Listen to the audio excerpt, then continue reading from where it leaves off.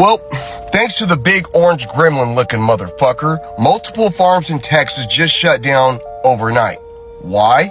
Because ICE raids made nearly 100% of the workforce completely vanish. People ran, got detained, or flat out got scared to death and never came back. Dairy farms are in panic mode right now.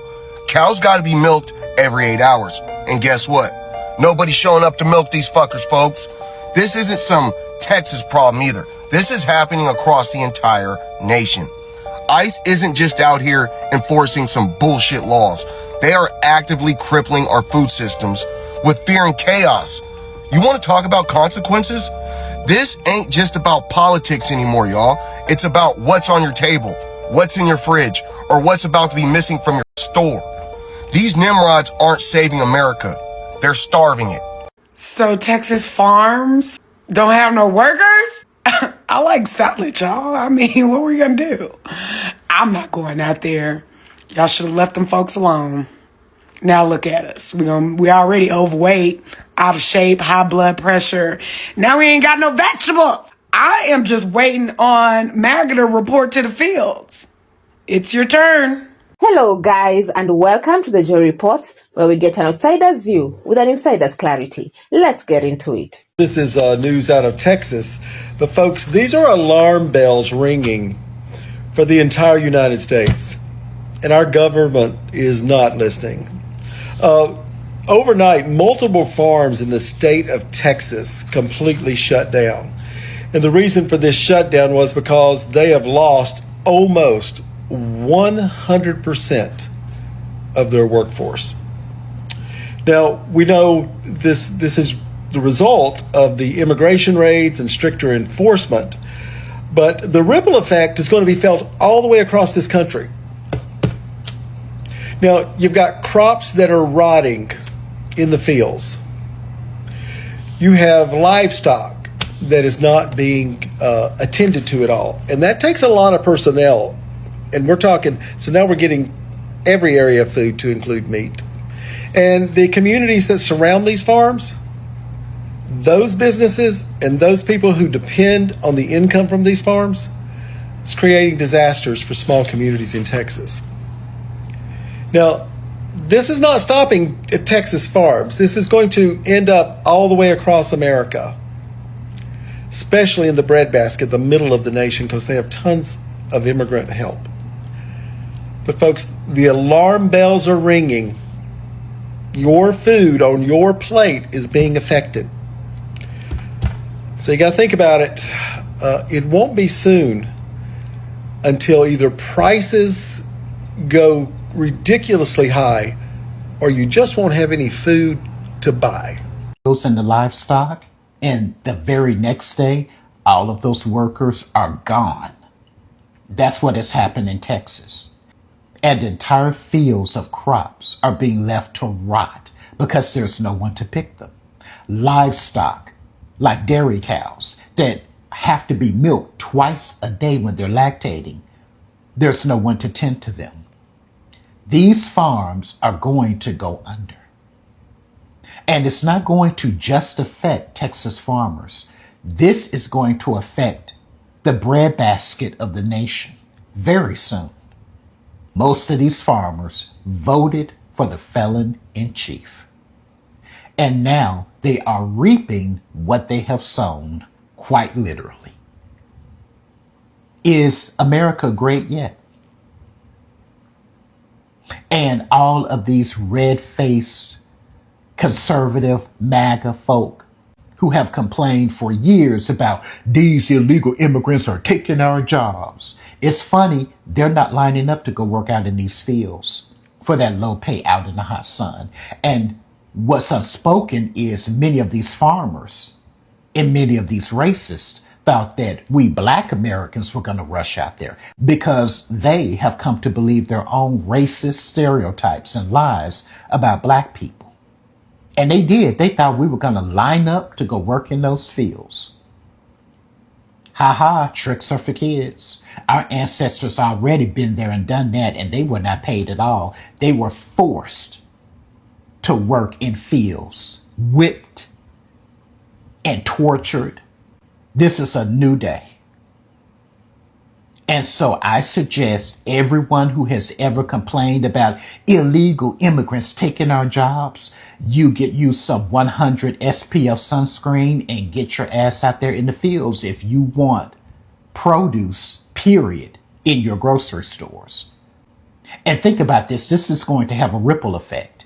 Think about all the businesses that are vendors and customers of these farms. There's no one to buy fertilizer, farm implements, pesticides. Many restaurants that are farm to table, where are they going to get their meat and their produce? Racism is expensive, and it is going to be the ruin of this nation. It's already playing out. So again, I ask, MAGA, are we great again yet? And when are y'all gonna go out to Texas and all these other areas that need work and start working the fields, since you're a patriotic American?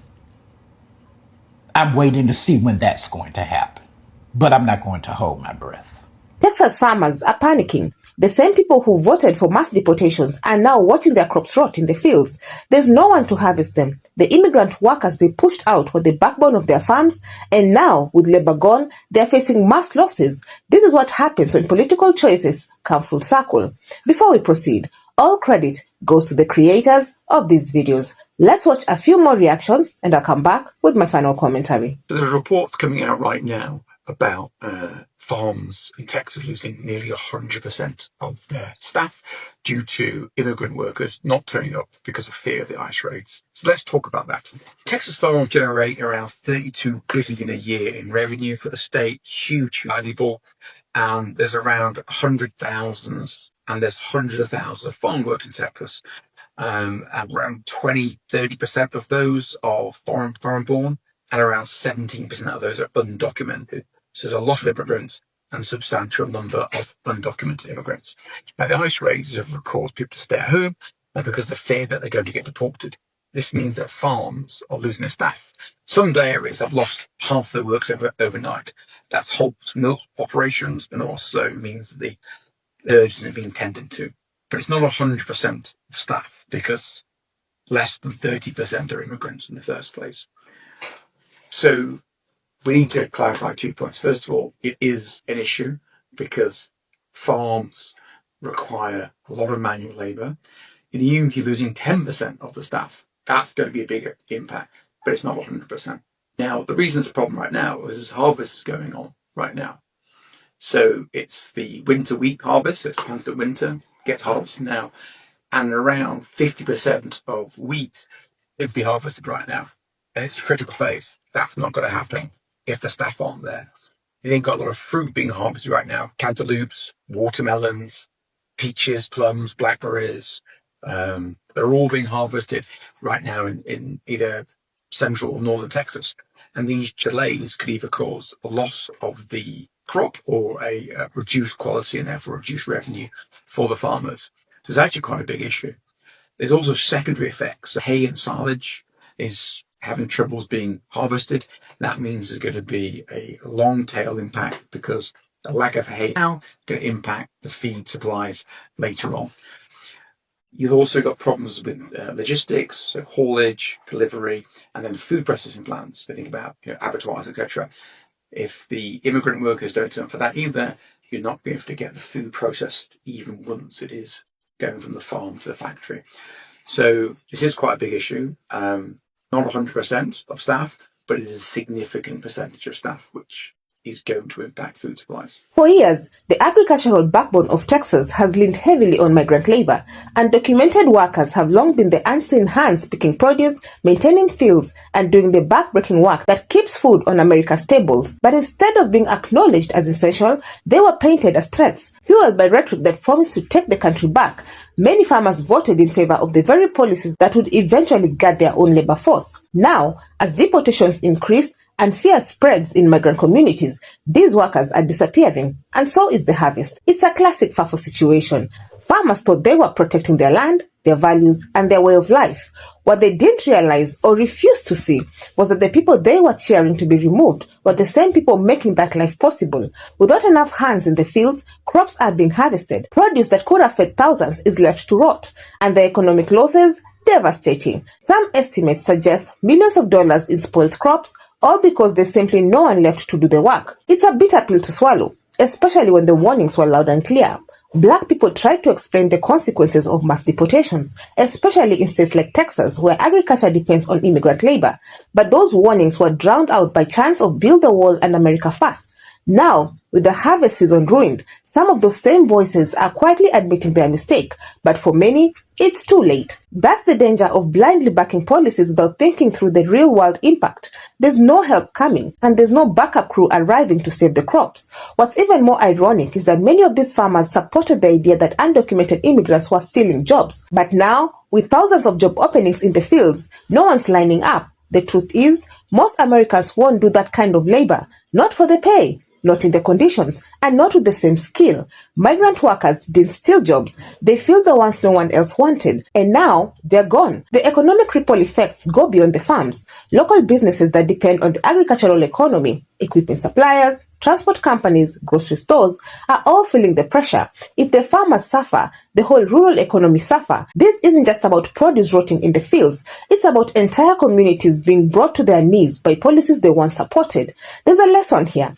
Voting has consequences, especially when decisions are made based on fear instead of facts. Many Texas farmers voted with their emotions, convinced that tighter borders would bring safety and prosperity. What they got instead was an empty labor force, spoiled harvests, and a shrinking bottom line. This is a cautionary tale for anyone who thinks they can erase people without erasing the systems they support. So what do you all think? Should Texas farmers be shown sympathy? Or is this the cost of their own political choices? Let me know your thoughts down in the comment section. I would love to keep this discussion going. Otherwise, that's it for me. I also have another video about Black Americans boycotting the 4th of July celebrations. And if you enjoy such kind of content, please click up here and enjoy. Also, consider subscribing, liking and sharing because it helps me grow my channel and for YouTube to recommend this video to a wider audience. But for now, thank you so much for watching. And until the next time, the Joy Report out.